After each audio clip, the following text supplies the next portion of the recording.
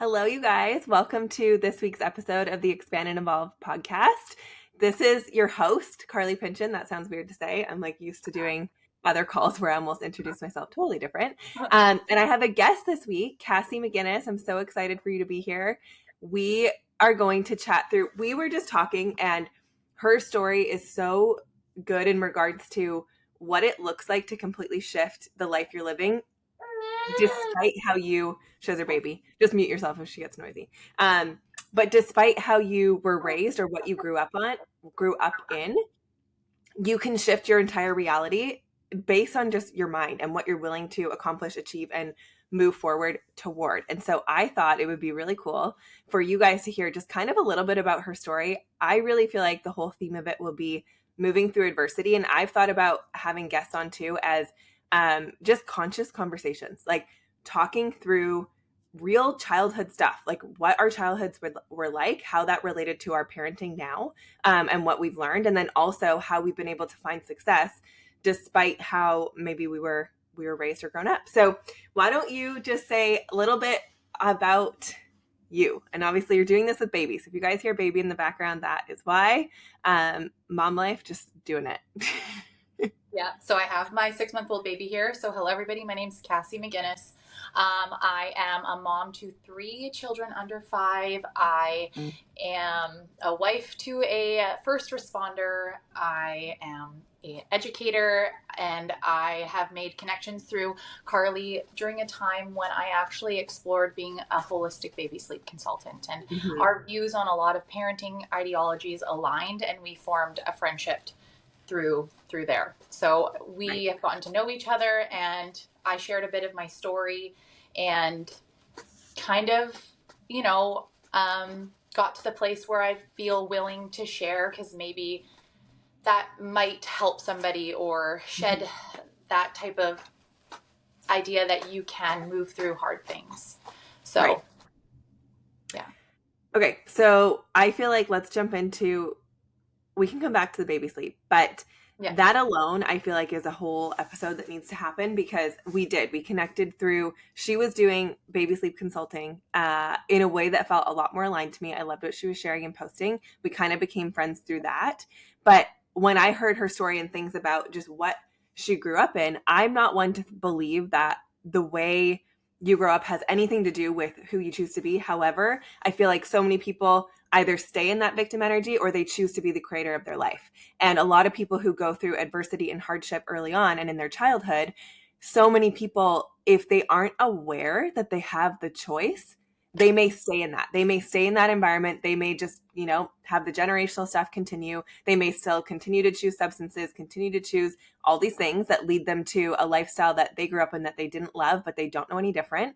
Or you can choose to be the creator of your entire reality, shift everything about your life. And sometimes that's the biggest motivator for people, to be like, I'm going to be the one to change this. I'm going to be the one to make my kids' lives and my life different than what I grew up in. And sometimes that's all the inspiration you need, is living the life that you're like, no matter what, I will never live like this for the rest of my life. I don't want to live like my parents. And you can make that massive shift. So why don't you just take them through? I feel like it's really helpful. I've been loving just talking about just inner child work is so important. And if you can connect to who you are and what your inner child went through, we are all living our lives in the present right now, sometimes based on the loops and the things that happen to us from our childhood. We could be operating in relationships with your partnership, with the way that you parent your kids, because of what you experienced as a child. And if you don't have the awareness to go there, look at it, understand why you act the way you act, and why you're doing things, not even really realizing it, but subconsciously,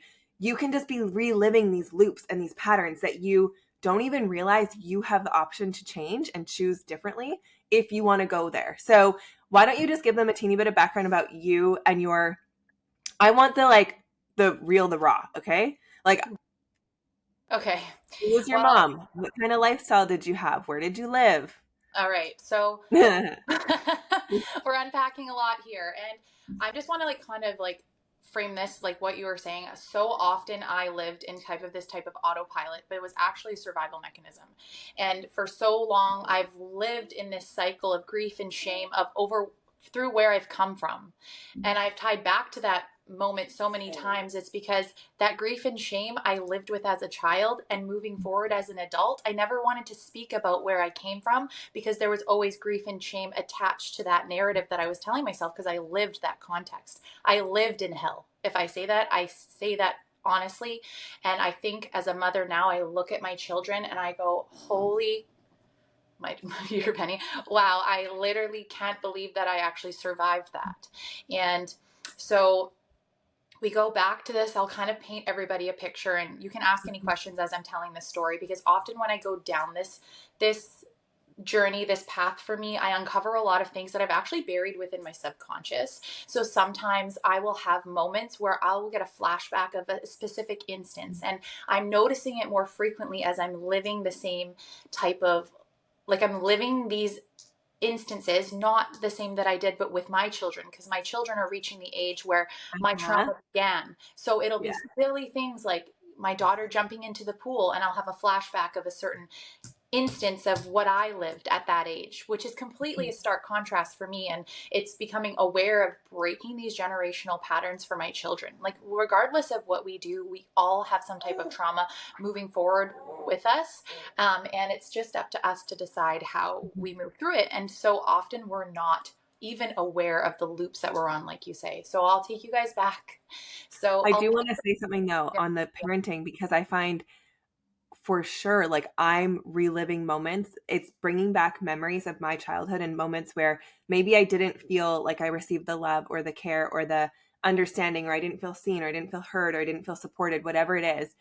I'm seeing these moments sometimes through my kids, and I feel like I'm reparenting myself right now. As I parent my 4-year-old, my 5-year-old, as he approaches 6, it's bringing me back to, holy crap, when you were 6, the things that were going on, and differences, because I grew up around a lot of friends who went through their childhood like yours. And like, those were the people I was closest to. So I was around that type of stuff, those types of adults, and things that happened to me too in my childhood, where like, I completely understand where you are coming from and the people that I was surrounded by. And now raising my own kids, I'm like, holy crap. Just even at 6, like, I know that I have sexual abuse trauma, and I was 6, and Jackson's about to be 6. And I'm like, nobody has even come close. He has no idea what that is. But at 6, I knew all types of stuff about sex that I should not have known as a 6-year-old child. And so I don't know if you're finding that too. And I have these heart moments sometimes where, like, when I held Daxton this other night, I'm just going to share this quick because I feel like it's helpful, but I held him, and as I was holding him and he was saying, sorry, I can't even remember exactly what the moment was, but I remembered that he did something wrong, okay, quote unquote wrong, that normally you wouldn't receive love with. But I knew, I was like, when you did things wrong as a kid, the last thing you ever want as a child is to have the love removed from you. And so I decided to, like, meet him with love and hold him and hug him, because I knew he was so upset that he just did that to hurt me. And in that moment, I felt like I was hugging myself. Like, I felt like I was hugging my 6-year-old self who needed that love when I made a mistake or wasn't perfect, to just be received with love and understanding and compassion. And so being able to give that to my kids, I feel like, is healing so many parts of myself. And yeah, I just feel like I wanted to cover that before you jump right into it. No, there's so many instances now. I am healing the parts of myself where I was met with a certain response or no response at all, which is probably even worse, right? It's the lack of feeling not cared for, not loved, not valued, and not heard, and being basically believed that children were seen, not heard. That narrative kind of played. They were rather a nuisance. So that plays for me. So I can get off topic because obviously I feel a level of vulnerability when I share, but when I share this, it just lays the foundation for other people to, know that everyone has something that they carry with them. And you have the opportunity to, like you said, evolve, or you're going to keep repeating these patterns. And it's taken me a long time to learn how to be. And I'll come back to just being. And that, sitting in stillness has Getting always out of a survival mode where you're not living in pure utter chaos. So you're just used to the freaking chaos, and your nervous system literally doesn't know how to stop. And that's just like another point for people who have grown up in really chaotic, traumatic environments. Our nervous systems are wired, and it's like being high on cortisol 24/7 because you've been in survival mode for so long. And this can be from all things. It's not just your parents, you guys. It could be the people you're around, the friends you're around, the relationships you're in, where you're wired for this chaos. And so when you come to have calm or safety, your nervous system doesn't know what to do. And so you'll distract, you'll move, you'll do things because your body doesn't know how to just be. But anyways, Kate, go through a little bit about your childhood. Like, tell me about 4 or 5, lived with your mom. What was going on? So I'll paint the picture. My mom was 17 years old. She had me when she was 17. 11 months later, she had another child at 18. And I don't know my biological father. I've had contact with him when I was younger. There is a story there that I don't want to get into, but he was much older than my mom. From what I know, he was in his 30s at the time. So that's already starting right there, a 17-year-old and a 30-something-year-old, you know, we're already starting the story off in a bit of a interesting dynamic. And now I see my mom. The thing is that my mom is no longer here. She's passed away about in 2009. But I look back as a mom now and I think, wow, she was a child trying to figure out her life. So when I share these things, I don't blame her for anything. So I just want to put that into context. I don't blame her for anything because she was, again, just moving through and carrying forward generational trauma. She didn't know any different. She knew what she was seeking was love and acceptance, and she found it in all the quote unquote wrong ways because she didn't, you know, she found those supports that way. So she did her best raising us. But when I was 5 years old, or just before I was 5 years old, she found herself mixed up with substances and with a really horrible person who actually had her start working on the downtown east side as a prostitute. So that was something that I always struggled with. But as I was growing up, I never knew that that's what she was doing. We were told that she was a cocktail waitress, right? So we really don't know what was happening. And the man that entered into our life is, you know, I look at his being and the way he did things was, again, he was a victim of trauma. Do I forgive him for the things that he did? No. But do I have some type of understanding about the trauma that he endured that he felt the need to harm a 5-year-old, right? So paint the picture. Harm in what way? Well, so I was physically abused from the age of 5 years old till I was 12, and not in the ways, not sexually, but physically, to the point where I wouldn't even say that it would be abuse. I think it would be more beating. So he had this thing about that he'd always ask me why I lied. And I was like, I don't lie. And he's like, you're a liar. You're a liar. So what he would do is that he would wake me up when my mom would go to work at night. And from my understanding now, looking back, he was probably high on drugs. And he would wake me up and say, why do you lie? And I'd be like, I'm not lying. And he's like, you're a liar. So he'd do things like drown me in the water. Like he'd fill up the sink down in the basement and he'd drown me. He would poke my feet with needles when I was sleeping, when I'd be on my stomach. Like he would just, and I pretend to be sleeping. I fully went into like survival mode. He gave me 3rd-degree burns on my hand by holding my hand under scalding water. He put hot sauce in my eyes. He would, all of these unthinkable things. One time I had to go to the bathroom and he wouldn't let me pass. And I naturally at 5 years old wet my pants. And he took my face and rubbed my face in it, picked me up by my hair and threw me into the bathtub and said I was disgusting. And then he would do things like say like, oh, I never did that to you. Why are you lying? You're lying about that. So this went on for many, Wow. for many. Okay, hold on though. The manipulation Wild. to put it in your subconscious that you're a liar so that you believe you're a liar At before 5 he years old. does things to you. And then when you say the truth, is like, but you're a liar. You're lying. And then you're like, am I a liar? There were so many other things, so you can hear the baby, but it's my life. There were other things, like it's just like coming back to me now. Like he would wake me up at night and make me stand with like 2 hands out, and if he would go upstairs and if I would crawl back into my bed, he would just throw me on the ground, call me a piece of shit. Like he would also cover my mouth and my nose and pick me up by my head so I couldn't breathe. And this was all between the ages of 5 and 12. And the sad part is that my mom during those years became very addicted as well. So the cycle continued. Oh, of course, Penny's crying. She became addicted too, right? So the pattern, she was stuck. And I just remember never feeling safe. I would go to sleep. It was never a place for safety because I knew every single night without fail, I was going to be woken out of my sleep. And I distinctly remember one time I could hear the sink filling up with water. And I knew, I'm like, Kate, and I was what, 7? Maybe I was 8. And I knew in that moment there, like, I was like, hey, it's going to happen. It's going to happen. And I just had to play the game. I just remember being like, okay, I'm like, I'm going to don't lie. And I remember the mirror. I remember the small sink. And I remember him holding my head saying, why do you lie? And putting my face under the water. And there was that, I remember this distinct moment where I would have to actually go limp to make him think that I had passed out. So he would pull me up for air.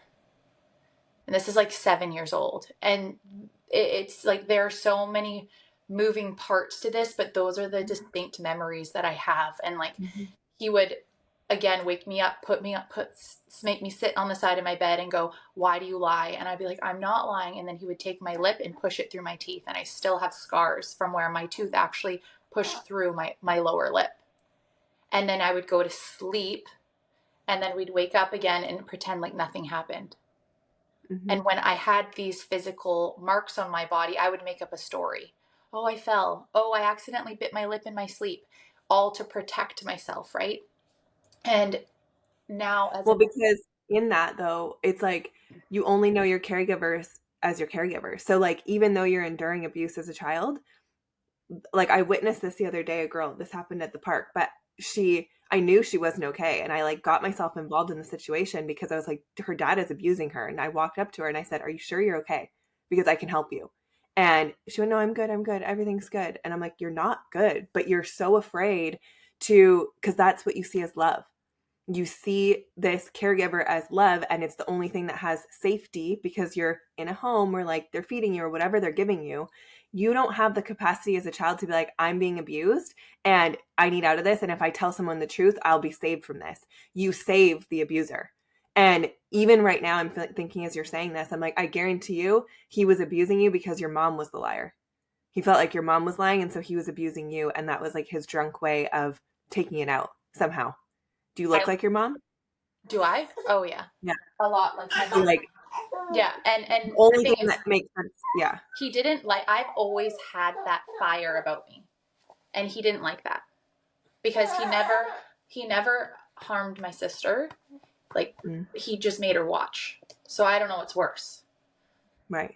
I don't know what's worse, right? And and from that experience, I learned as I grew up that the one thing that I could do to take control of my situation was to be the best at things, right? It was, okay, I got to make sure that I'm towing the line, that I don't speak up, because I know if I do anything like that, I'm going to receive physical harm. I'm going to receive physical harm, and that is something that is terrifying, right? And I think that that narrative for so long made me a people pleaser and made me think that I wasn't able to do certain things. And it really played with my psyche, because when you're a child living in a constant state of fight or flight, because really my whole life I was always waiting for that next bad thing to happen. Always. And if there wasn't chaos, I was so uncomfortable, because I'm like, well, you're apprehensive. I was right? I was on alert. I was on alert all the time. And to have a child, and it's so hard because I always go back to my kids and I go, wow, like this is crazy. But to have a child on high alert is a recipe for an adult who doesn't know how to deal with stress properly. Because I took such an interest in learning about my past and why the way I was, why I was the way I was. And like, we are like I talked about this yesterday a little bit and had reflections on it. It's like we are a product of our environment, whether we know it or not. We have neural pathways that form through experiences that impact our behavior now, right? Whether it be the weird mannerisms that we have, the way that we show up in parent, the way that we interact in our life, the way that we, look at our own behavior, or even lack the ability to look at our own behavior, because that is a byproduct of our environment from when we're younger too, right? So it's taken a lot of work to unlearn a lot of traumatic things. And I have learned to move through these things regardless of what people have said, because if I didn't decide, and I had this fire in me from when I was younger, and maybe that was the thing that made him go, oh no, right, about me, like, I'm going to show you, is that I knew that from a young age, no, like, I am not doing this. I am not living this life. I am not creating this pattern and I'm not following in these footsteps. And I attribute that to my mom, because finally she had her second. I had my sister, and then she had a baby with her pimp, I guess. Yeah. And at 12 years old, I guess this was the pivotal moment, and I'll never forget it, because I only found out about it at her path when she passed away, is that he had said to her, I was 12 years old and I started to want to wear makeup. And he says, well, she's going to wear makeup. I have a job for her. And my mom walked out of that house and never looked back. Right. Yeah. So, and there's so much I could unpack, because I had a lot of anger towards my mom for a long time. I didn't feel, because I never felt loved. I never felt cared for. I never felt like I was safe. And I have had a lot of, like I said, realizations in the past couple of years, especially as I've entered into like my my motherhood, like time in my life. It's like, why did I become a teacher? Because my only safe place was at school. Why did I marry a first responder? Right? Like, there are To be protected. Yeah. I was protected. And like, well, okay, I want to say that, because I think so many people can be hearing this and thinking, well, I never experienced that type of abuse or trauma. And it doesn't have to be at that level for the same things to happen within your mind. No. So let's just say at night, your parents were always drinking. Okay. And they never harmed you. They never hurt you. But at night, you never felt safe because you knew they weren't responsive. Let's just say that. That's like a simpler form of an understanding, where even then you could still feel like, at night, I don't receive love. I don't receive care. I don't have somebody to rely on. And you can feel unsafe because of that. So there's so many layers and scales to how this can show up in your life. And the same way that, whether it was you saw your mom be harmed or you saw your mom mistreated, it doesn't even have to be physical abuse. You can see it through verbal. You can see them not cared for. You pick up on everything that is going on around you, no matter what level of the abuse is. And kids, we say kids are resilient, but truly they are, because they'll survive in whatever environment they are in. It doesn't mean it's okay, or that they don't end up packing that trauma later and having to work on it. It just means that we are wired for survival. So even as an adult, if we were thrown in a situation like that, think of all the women or men who are in abusive situations who don't choose to leave. They physically could. They're not children. They could leave. But you get in this fawning state. It even happens in the medical system sometimes, the way that you get bullied by doctors and you immediately shut down. And this is across everybody. You'll shut down and you just go, and you become very agreeable because you're afraid of lack of connection. Ultimately, that's what it comes down to. You're afraid of the lack of connection. You're afraid of the lack of love. And so you start to morph and shift to receive that in whatever way you know possible. This can happen as an adult or a child, and it doesn't have to be you're getting poked and burned and whatever. Like, this can show up no matter if that's your circumstance or not. And I think for you, just to say what you were saying about how look at who you sought out in partnership, because I think this is important for people to also understand that your upbringing is what kind of creates what you expect or what you want in your relationships, how you parent, things like that. And even if you've done the work and you could have gone and become a teacher because you're like, I like this feels safe to me. And you could have done all of that. And then having children could still bring up things that you're like, oh crap, like that's a sore spot for me. Like, you can do the work and then you have children and things can show up the same way that you might seek out a relationship strictly for safety. Like, there's so much there, that like how we were raised as children comes into play so much as what we choose to do as adults and the things that we either allow in our life or don't. And obviously you are on the other side of the adversity where you've chosen to go the opposite way. But so many people sometimes will relive, like they'll still take on some form of abuse or level of abuse or mistreatment because it's what they think love is. Yeah. So there's a lot of people who may not be like you and they'll continue being in an abusive relationship because to them that feels like love.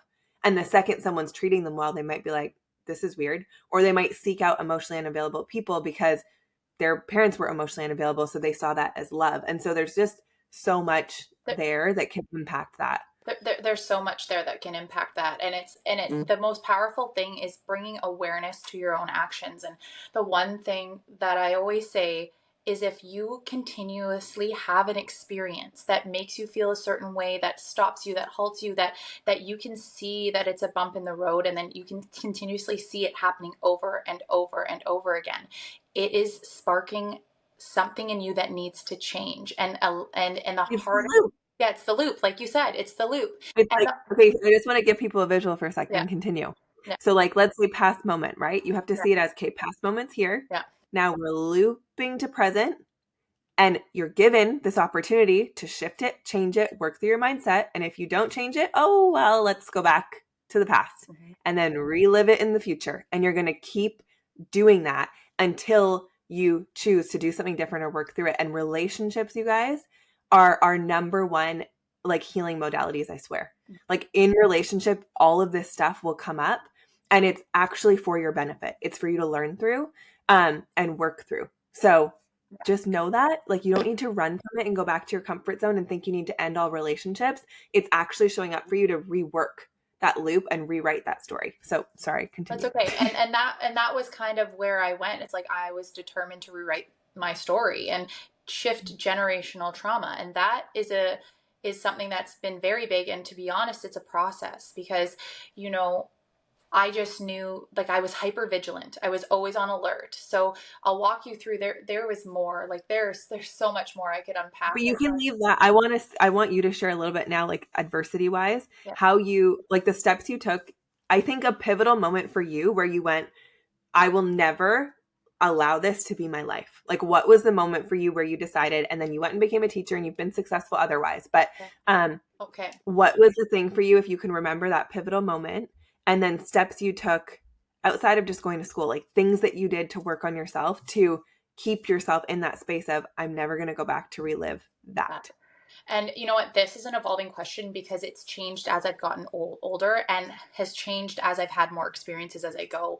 And I can never tell you what in me knew that I would never live that life. I don't know what it was, but I knew from a young age that I couldn't do this. Like I was not destined for that. And what it was crazy is that I would make choices as young as grade 5, grade 6, grade 7 that would pull healthy people to me. I would pull healthy friendships towards me. I'd pull healthy relationships to me. It's because I was grasping normalcy. All I wanted, remember when I was little, all I wanted was to be normal. I didn't want to start our car with a screwdriver.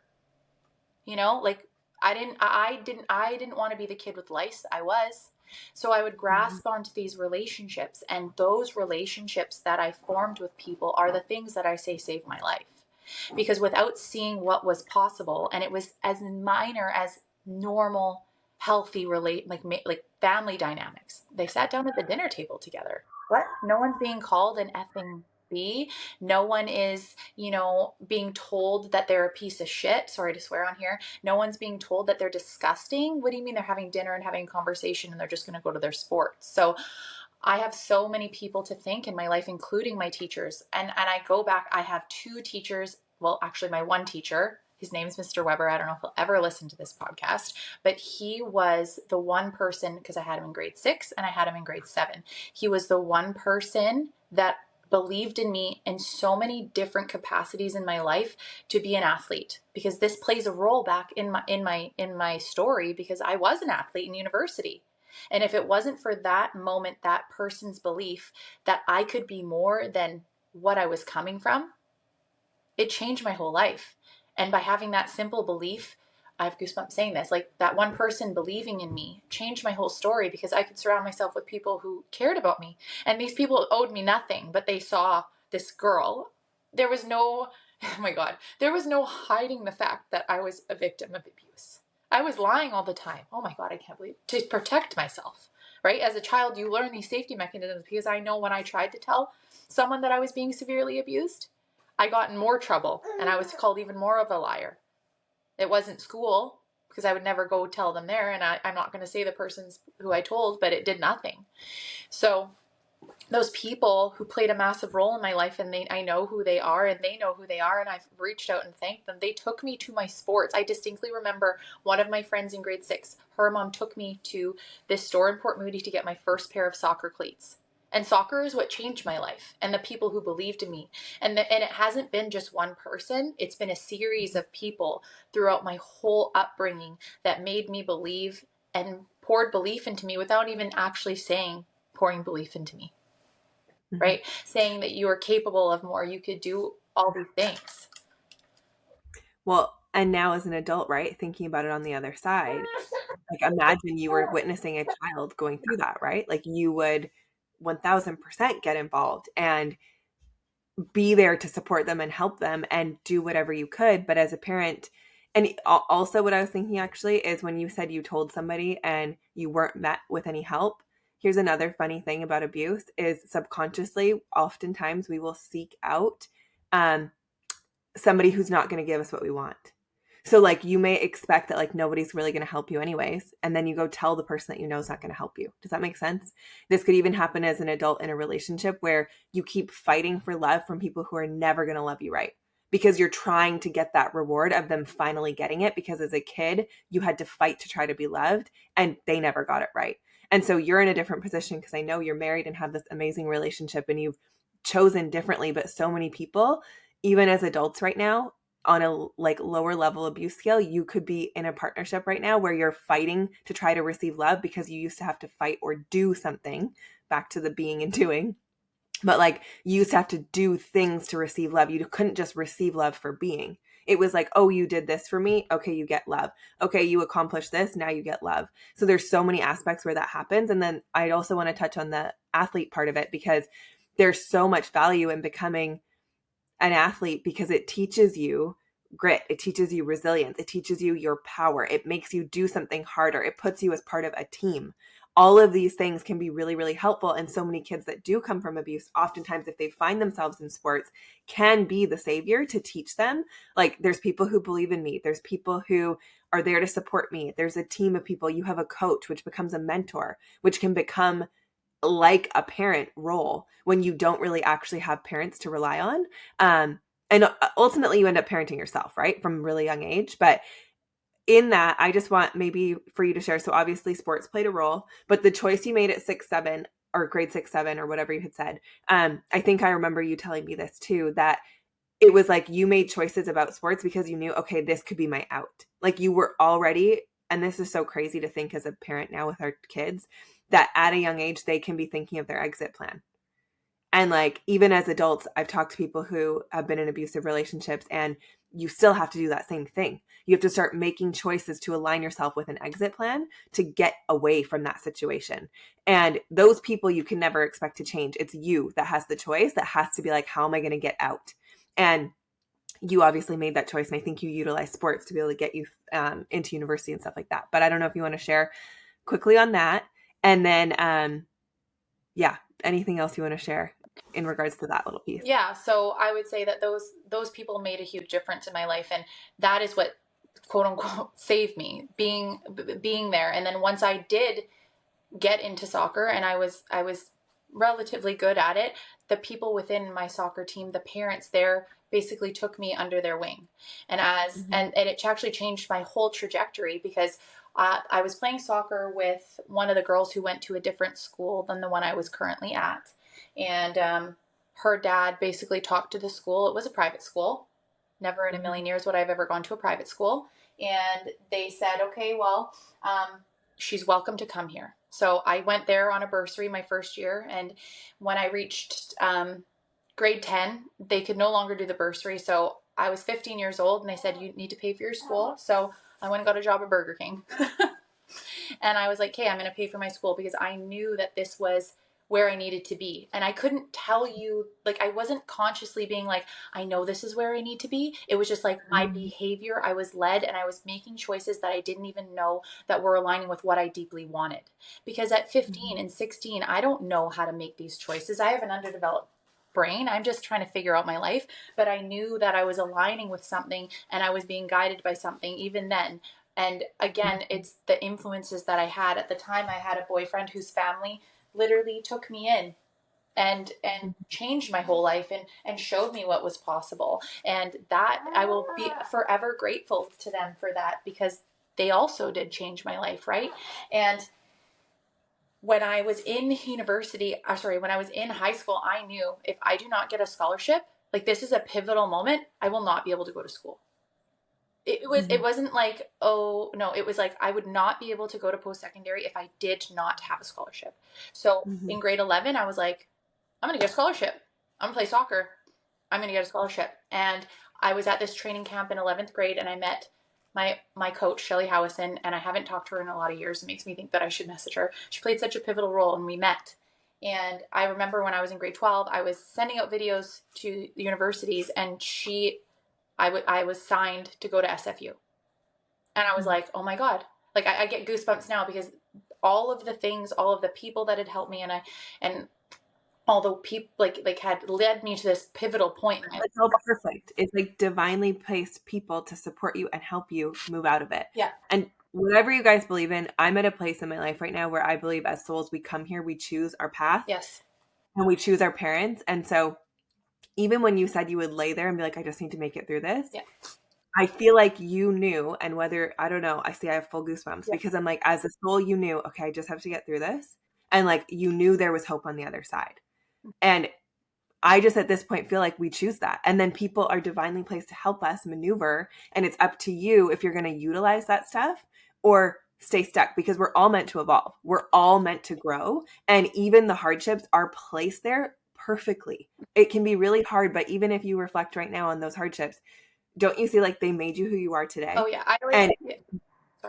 I always say like when people ask me like, aren't you sad that happened to you? If I do share, because I don't really share my story very often because it's so complex and we're just scraping the surface. You know, I could probably have a feature film about it, but I say no. Those things happened for me, and it sounds weird because how could anyone ever want those things to happen? I'm not saying I wanted them. No, you don't want it. But those things were meant to happen to me to shape me into the person that I am. Because when I was, and so like, I think it's really important to note too, is that this evolution that I've gone through and this ability to reflect has been, I always say it's like a layer of an onion, because we started here and it's just been each experience that I've had has just uncovered another layer, and it hasn't been easy. Because I want to paint this picture for you because this did happen to me and I might as well share, is that so I'm a child of abuse. I only know how to operate in fight or flight. So let's just, got into university.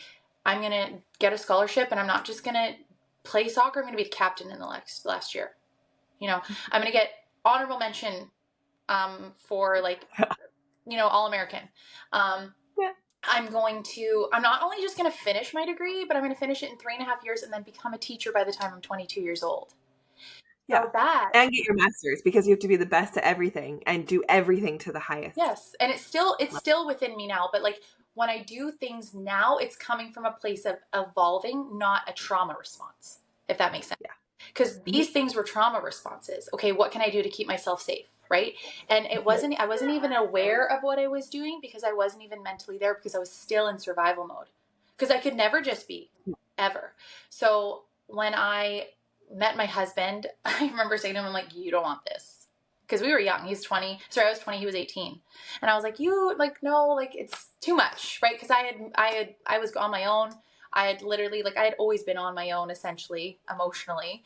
Wait, I want to know that. When did you move out? When did you get out? I was 17. I found a place. I was 17 years old.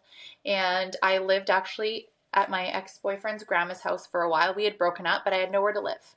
I had nowhere to live. Imagine being 17 years old and having nowhere to live. Why did you have nowhere to live? You couldn't go home to your parents, or she had died? No, she hadn't passed away yet. It just wasn't, Okay. it wasn't the right circumstance. Her and I were like oil and water because I had so much anger and resentment, and it came down from, and like now I feel guilty that I carried that with me. And before she died, we said our piece. It's because I was a teenager and she never protected me. But the thing is that but now as a mom, like I see, like she was just a child trying to figure this out. And she was trying her best with what she knew. So I never, like, for a long time as a teenager, I was angry, I was mad, I had so much resentment, but now I just feel so sad for her that her life ended and she never actually got to like live her life. So like a part of me like lives, like I feel like is living for her and doing the things that she never did. Like I feel like Penny is her. Mm. You know, he's talked about our souls recreating and coming back and choosing who their parents are. I feel like that's like another woo woo, but like I do. But anyway, so I had achieved, and then Brian and I, I'm sorry, my husband and I had gotten engaged, and I had just had a classroom. We bought a house, and that is where I couldn't function anymore because I had hit the pinnacle, right? I'd hit the pinnacle of all the things I had ever wanted in my life. What does one do when all they ever wanted was to to have that life? Right. Own a You home, took the safety of the home. Yep. have a spouse that loves me, getting married, and has like a great career. What does one do? Don't know how to function. So then I would, so then I would, I and began or know that throughout this whole process, I do have people pleasing tendencies. Never wanting to go out of the lines because I was fear of what people would say or how they would take me, you know, just always towing the line, but just doing my thing. And so I always speak about this, and I had so much shame about it, but I literally, when you operate with cortisol pumping through your body all the time, you're actually a highly anxious person. But if you're not aware of how anxious you are and you use physical activity, you can actually cause a lot of issues internally, which, you know, like, what's the word with your thyroid when you, or like, you just, Hypothyroid. yeah, or like you literally are just like burning yourself out because you just have so much cortisol running through your body all the time. I actually experienced high anxiety and went through like depression before my wedding. And it's a time in my life that, because it was like it was almost like I was like going to sabotage my own life because it was like going back to these like feelings of not being worthy. And it's so crazy. It's like, it's not like it was like my subconscious was like, nope. And it was like I was creating this narrative, and I actually had like, it wasn't a good time. I remember the night I stopped sleeping and I was like, what's wrong with me? And it was like my heart was always racing. I was having heart palpitations, but again, because of fear and shame, I never said anything until it was quote unquote too late. And I had already fallen into this kind of like depression where I couldn't even, like, some days, and I had never understood it before because I was not even aware that I was that. Does that make sense? Like I wasn't even aware that I was anxious, so I could never understand what an anxious person felt like because I was actually that anxious person. Right. You know what I mean? Because I was like, oh, I don't know what anxiety is, when really I was a walking, talking ball of anxiety. Because there's different forms, right? And I think because I had a moment where someone told me I was tightly wound, and I went, "What?" But I had been operating like getting, and I'm not anxious where I'm worried and like that type of anxiety, but you're a vibrating ball of constantly being productive because you don't know any other way to be, and then you're a perfectionist, and so you're striving to do things all the time, and then when things start to go right, that's so common for people, you completely self-sabotage. This happens to a lot of people who grew up in traumatic environments or chaotic environments. As soon as safety comes like on a platter where like there's nothing else for you to chase, like you've reached it, it's safe, you're like, there's something wrong. And you almost are again apprehensive, like when you were sleeping and you were waiting for your feet to get poked, you are like, nope, something bad is going to happen. Or you create something bad because you don't know how to survive without bad stuff. Like your nervous system is wired for it. And this is where it goes so much deeper than your mind. This is like within your body, the hormones, everything that's going on in your body, you're wired for it. And so for you, now you're depressed because what's happening? Do you know why you were depressed? Because your cortisol levels were finally able to frickin' drop. Yeah. And so this is something else people don't understand when you're chasing goals and you're chasing things and you're in that achievement trap and you're running and you're chasing and you're chasing. It's not so much sometimes that you hit it and now you're depressed. It's no, you're depressed because all those hormones are crashing and you're going to hit a low before your body can mellow out and be the being. And I would say that moment, as much as I never wanted it to happen, like Mm.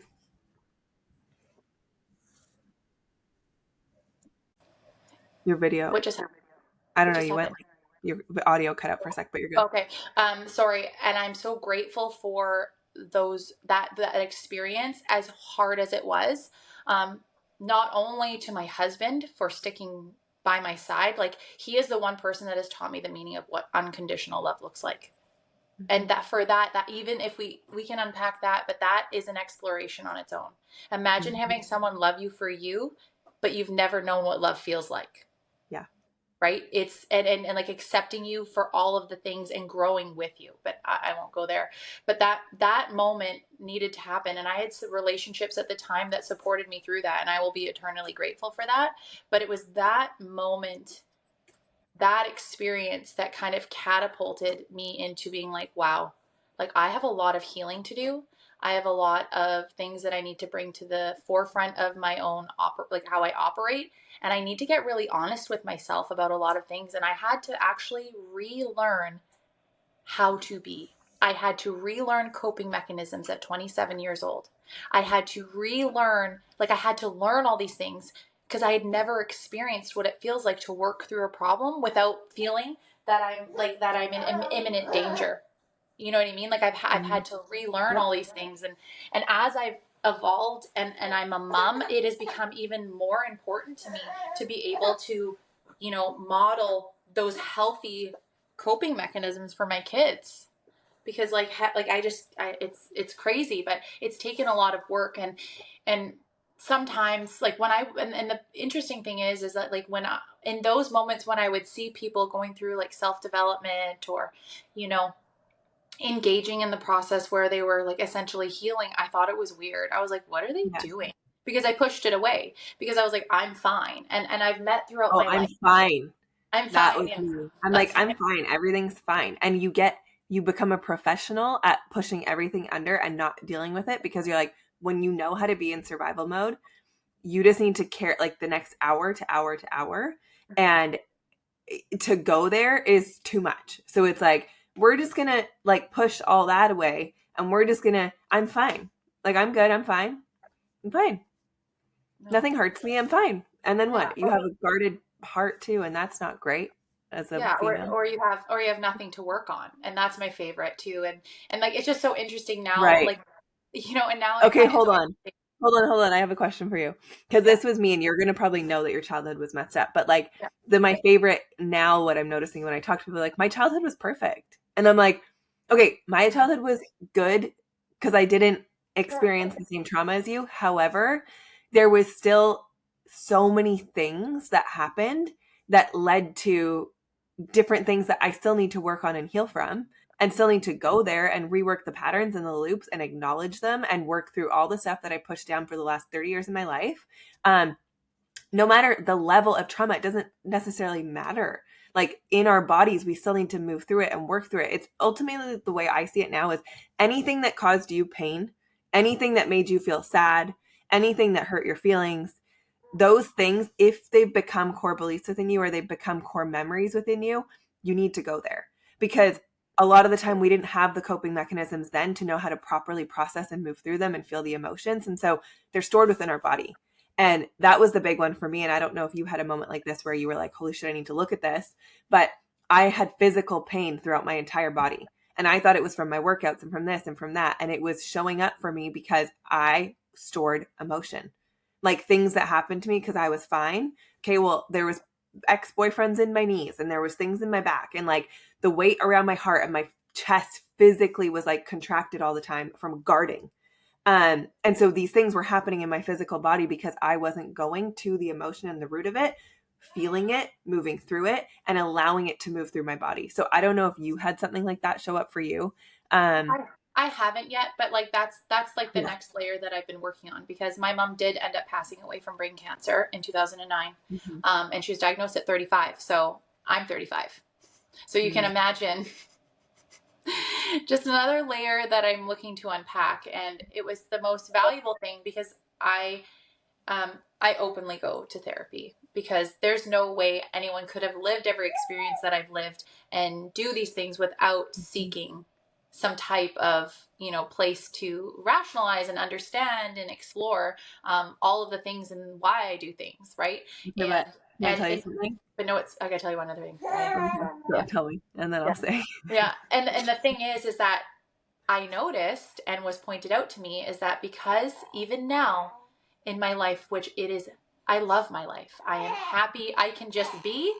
I can sit and watch TV now, and that's taken years to repair, to be able to do that and sit and actually watch TV or listen focused on a podcast or something like that. It's because subconsciously I have fears of dying.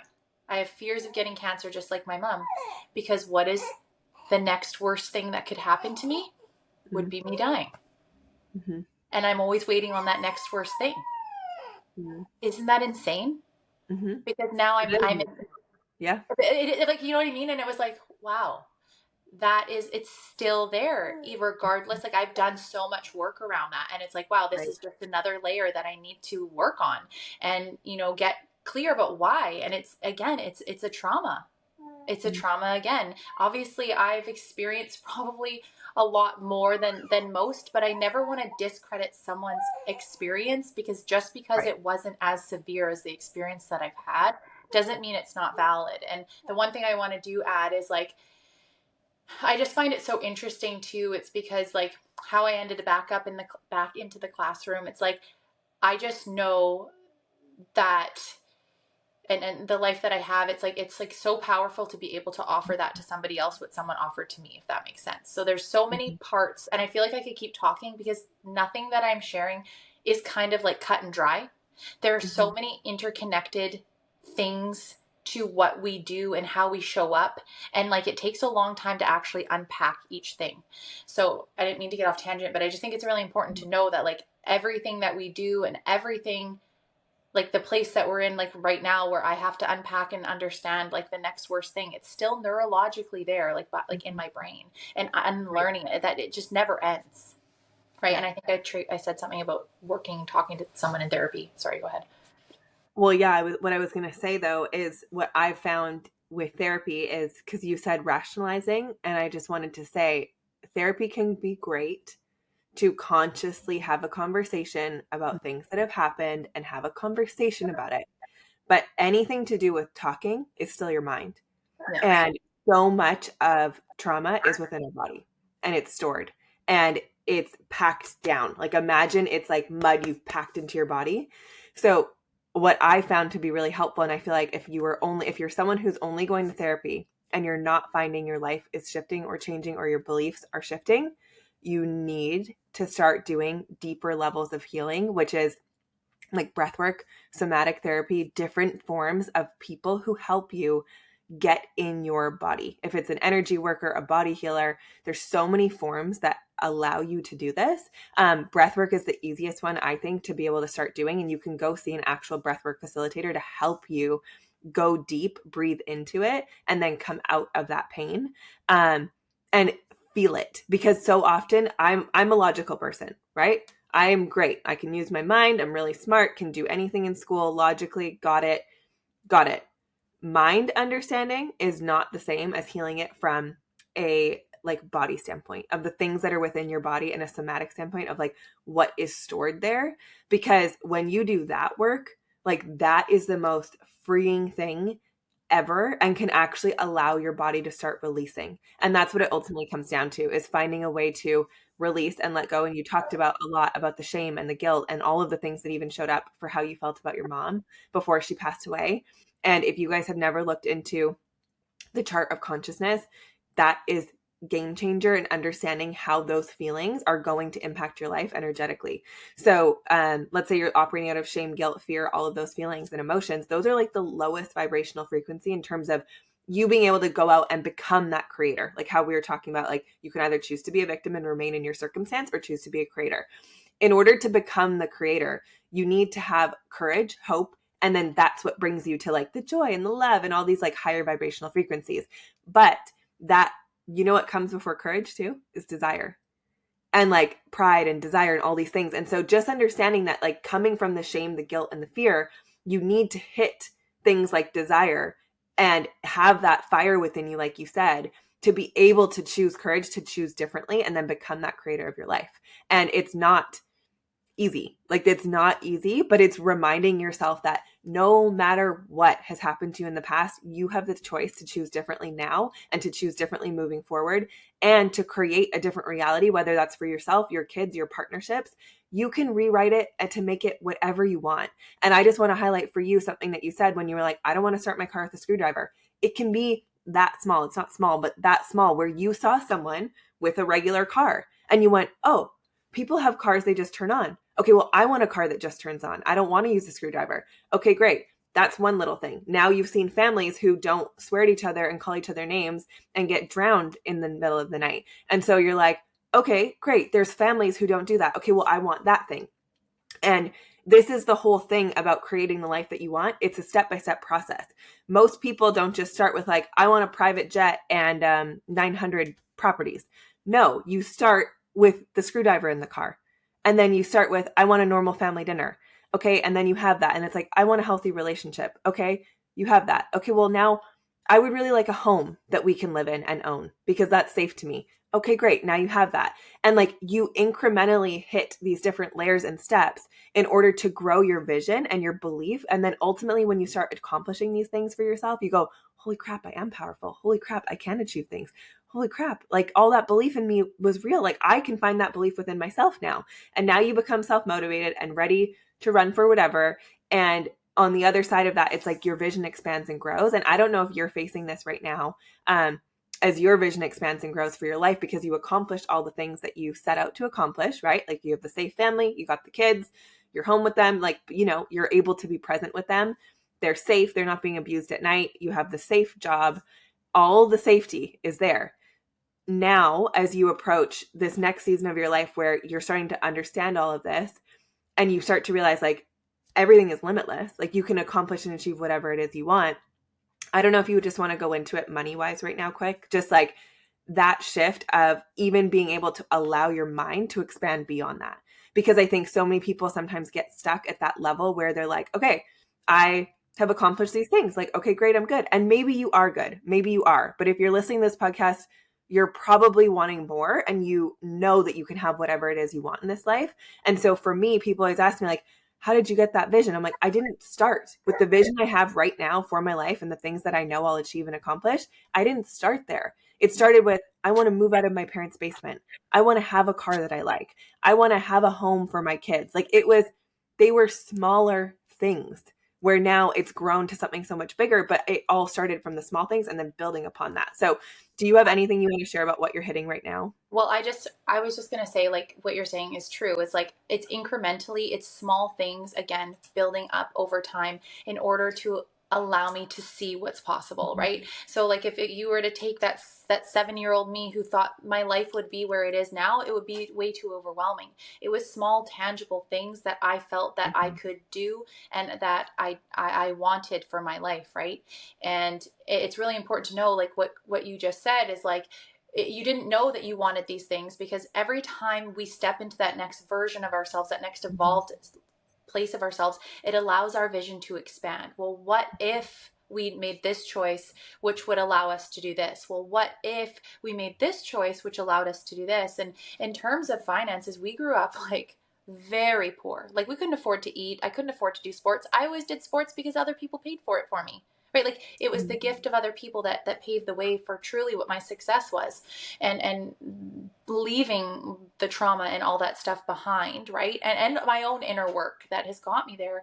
But like it's incrementally growing and seeing that when you push yourself and get real and honest about areas of yourself that require work, nothing bad comes from that. what comes from it is growth, and it allows you to see more and do more. And I think we forget how powerful we actually are, because when we step into being the best versions of ourselves, we inadvertently don't realize we're actually inspiring someone who may be down, way down where you once were, want to do more and see that they're capable of more. And that in itself is powerful, right? Mm-hmm. If it's not even only for yourself evolving, it's the impact that you can make for other people on their journey. And because other people have, quote unquote, we always talk about lifting the lid on what we're doing, is, pushing ourselves into that next level, looking at our own stuff, getting really real and honest with ourselves about what areas we need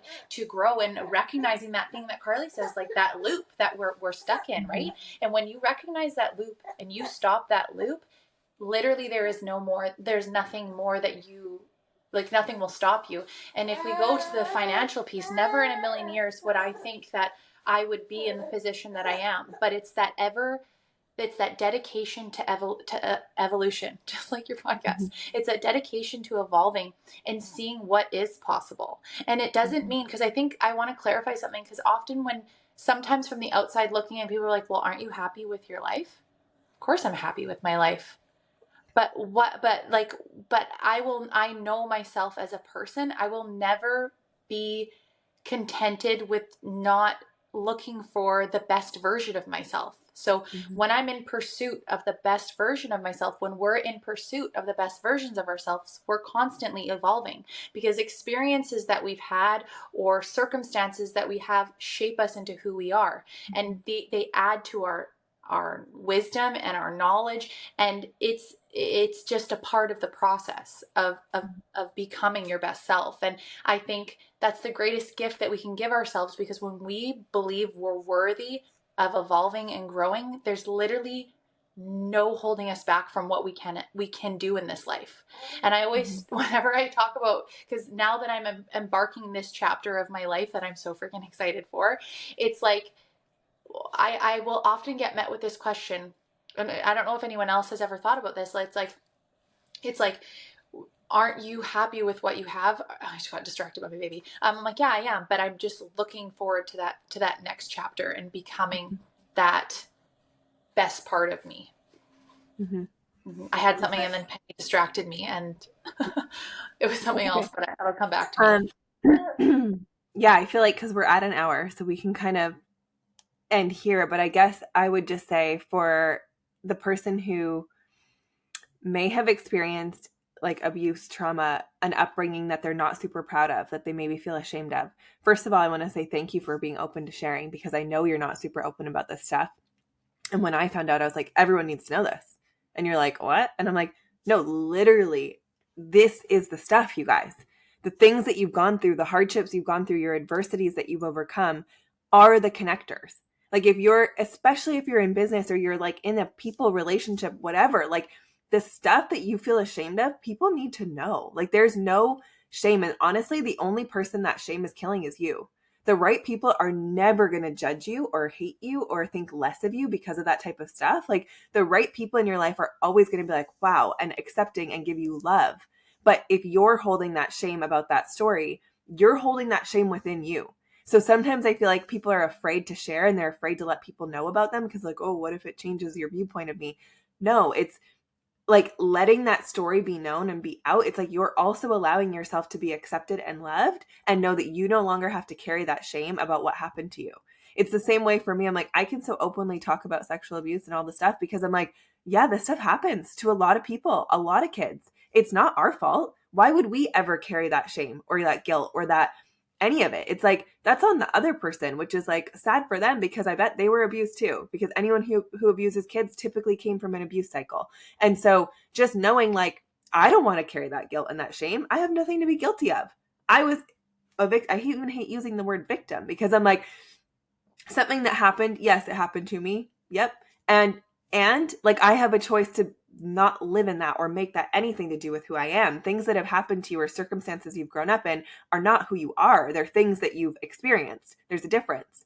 So really understanding that. And I guess just for you to say, because you have overcome so much and you're on the other side of all of that. And now we'll do a totally different episode about parenting and sleep, because I think that's really valuable and more people need to understand that is an entire thing in an industry and all of the impacts there. But for you, just like last closing words, like things that maybe you would want someone to know, whether it be something about you that you overcame, or for the person who is on their own journey of healing and trying to figure this out and maybe does carry the guilt and the shame. Maybe like a top thing that helped you, or just something that the advice that you would give them. I just want to give people advice is that like we have two choices in our life. We can become a victim of our circumstances and just, do that self-fulfilling prophecy and think that we deserve what our current reality is, or we can choose to have different and be better and make those choices that actually can change the trajectory of your life. And it just comes down to a simple decision. It doesn't need to be complicated, right? It just means that you have what you want in your brain. Even if it's an ideal, you need to take action. And the smallest action you don't realize that actually could have the power to change your entire life. So know if you're struggling like in this season of your life, or you've reached your your 20s or 30s or 40s or 50s or whatever you're receiving this message, know that you are powerful beyond your even wildest dreams, and that simply deciding has a ripple effect that can defy the odds, that can change your life, and that can make a difference. So if you're struggling to make that decision, do the thing that feels most uncomfortable, because it has the greatest reward. Yeah, I love that. Thank you so much. And just for those of you, I think, listen, you made me think of something quick that I wanted to say, and now I'm forgetting it too. But just in regards to, what the hell was I going to say about a decision? Oh, I remember. It's just that on the other side of the decision, you guys, or the action, understanding that having a vision and manifesting and wanting something can only take you so far. It can create that vision and that visual for you within your mind of what's possible. But for things to actually come to fruition in real life, like this world we're living in here, it requires action.